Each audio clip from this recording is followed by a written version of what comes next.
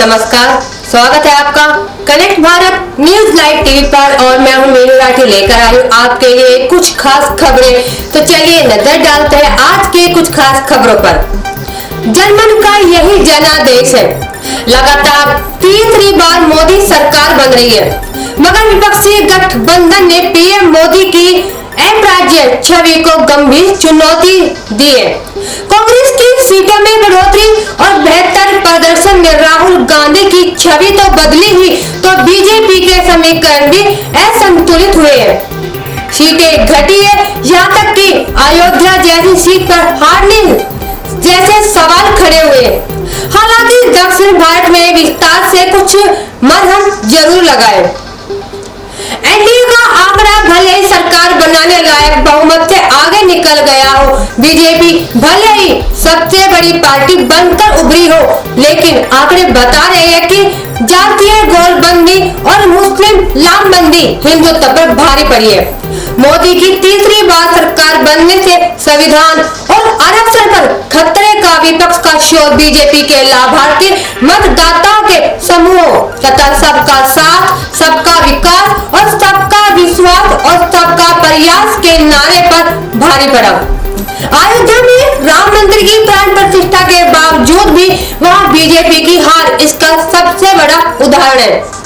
हिंदी पट्टी में उत्तर प्रदेश सहित राजस्थान, हरियाणा के अलावा महाराष्ट्र व पश्चिम बंगाल जैसे राज्यों में आरक्षण बचाने के लिए पिछड़ों और दलितों की जातीय गोलबंदी के साथ मुस्लिमों ने लामबंद होकर बीजेपी को अपने दम पर बहुमत के आंकड़े से ही दूर नहीं किया है, बल्कि इंडिया गठबंधन के पैर जमाने की कोशिश को भी आसान कर दिया है। नतीजों का मुख्य संकेत तो यही है, पर गणित बिगड़ने का कारण सिर्फ ये नहीं है। बीजेपी के अति आत्मविश्वास और वर्तमान सांसदों को लेकर स्थानीय स्तर पर लोकप्रियता में पक्षी की तरफ से महंगाई, बेरोजगारी और किसानों के साथ नाइंसाफी जैसे आरोपों ने भी बीजेपी के समीकरण को कमजोर किया है। सबसे बड़े दल के रूप में उभरने के बावजूद बीजेपी के लिए 370 और एनडीए के लिए 400 पार के भरोसे से लबरे लक्ष्य के चौंकाने वाले फलितार्थ निश्चय ही बीजेपी को आत्ममंथन की सलाह दे रही है। तो मध्य प्रदेश, बिहार और दक्षिण में बीजेपी के नतीजों के भी कुछ संकेत है। बीजेपी की तीसरी बार सरकार बनने पर संविधान बदल देने, चुनाव न कराने और पिछड़ों दलितों का आरक्षण समाप्त कर देने की विपक्षी गठबंधन के आरोपों की काट निकालने में बीजेपी असफल रही।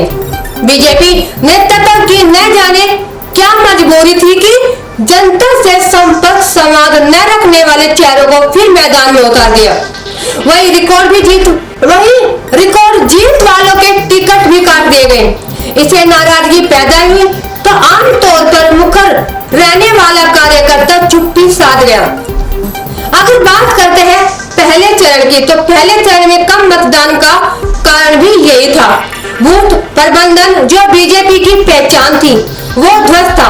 विपक्षी गठबंधन की अहम जीत से राहुल गांधी का ग्राफ बढ़ा। भारत जोड़ो यात्रा ने उसकी छवि बदली है। हालांकि नरेंद्र मोदी जैसा भरोसा हासिल करना उनके लिए अभी भी चुनौती है।